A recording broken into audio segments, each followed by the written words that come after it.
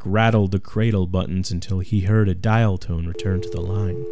He punched the numbers for the front desk, and in a few moments a sleepy voice responded. "Hilltop House front desk." Mark tried to compose himself and sound calm. "Yeah, somebody just called my room, but I didn't get to the phone in time. Can you tell me where they called from?" "Hold, please." The voice yawned. Mark heard buttons being pressed. "Yeah, here it is. Call came from the Old Town Cafe on Potomac." Mark slammed the phone back onto the cradle and paused. Something was missing. Suddenly he realized his wallet was not next to the phone where he had placed it the last night. "That little—" he swore under his breath. He sprung from the bed, knocking the phone off the nightstand and onto his bare foot. He ground his teeth in pain and kicked the phone under the bed. Flinging his suitcase onto the bed, he dressed quickly, ignoring the grating "off hook, off hook, off hook" bark the phone was sounding from under the bed. He grabbed his jacket, hearing his car keys jingling in the pocket. At least she hadn't stolen his car. That would make his job easier. Maybe he should bring her back to the hotel in the trunk. He smiled at the thought. He snatched the room keys off the top of the television and rushed out the door. From under the bed, the phone stopped barking its warning tone. Before falling silent, a voice cooed through the line. "I'm waiting. Catch me if you can. Jenny's waiting." Mark pulled up to a stop at the Hog Alley intersection. Where was she now? Standing in front of him was the Amtrak station, well lit and providing the easiest means of escaping.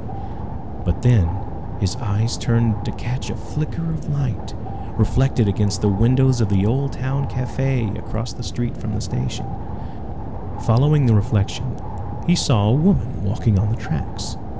She was too far away from the lights of the station for Mark to positively identify her. But who else could it be but Rebecca? Mark pulled the car to the side of the road. He shut off the engine, shoved his keys in his pocket, and exited the vehicle. He opened the trunk and got out his auto supply box. He shoved aside empty oil containers, his tire iron, a couple of dried-out road flares, and grabbed a flashlight, a hefty model that held 5 D-sized batteries. He soundlessly shut the trunk. The weight of the flashlight felt good in his hand.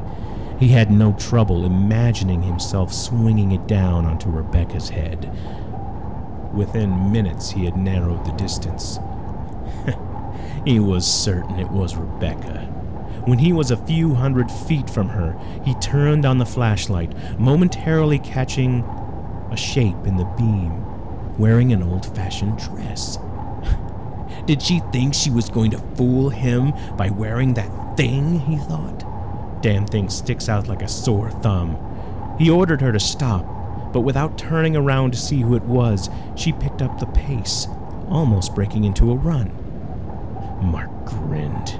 She was disobedient and she would be punished, but he was enjoying himself. Maybe he would allow her to wander onto a dark bend of the tracks and just get rid of her for good. About 1.5 miles down the track, Mark's flashlight started to flicker. He banged the side of the casing, but the battery soon gave up the ghost. Never mind, he thought. I can still see Rebecca's light up the track. 50 feet ahead, the woman stopped, and the light she was carrying extinguished. "You think you can hide from me?" Mark growled. He rushed forward, sure that he would be slamming into Rebecca's frightened form in seconds. He found himself running past where she should have been. Where was she? He noticed a small object at his feet. His wallet. Bending over to retrieve it, he smelled smoke and a nauseatingly sweet aroma directly behind him. A burst of pain hit the back of his skull and he blacked out, falling unconscious onto the tracks.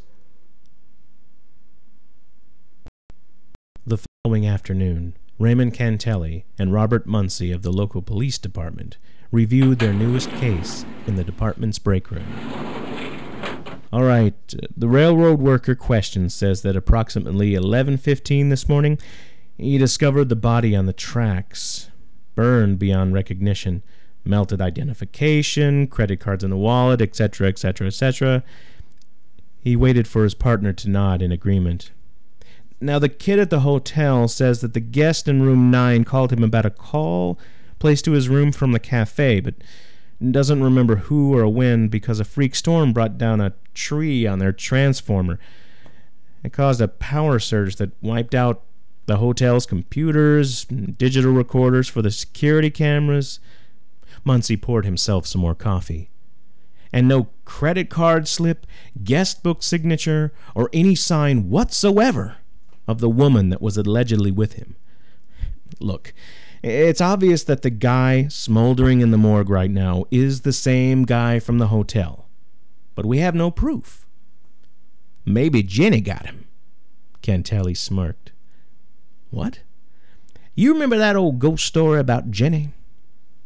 No. Well, Jenny was this homeless girl who lived in a shack near where the cafe is now.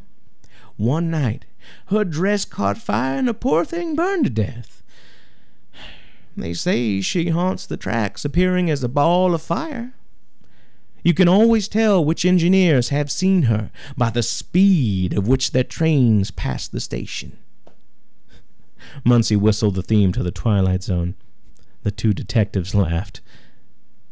I don't think Jenny will be lending us a hand on this one, Cantelli said. And he was right. After a year of investigations, the case was labeled as unsolved and now collects dust in the department's cold case files. Odds are it'll never be solved unless they get some assistance from Jenny.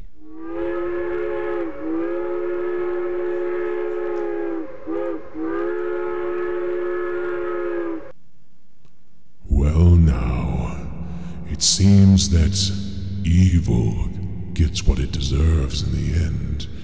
How many closed case files could be solved if only we were able to talk to the victims after they were killed?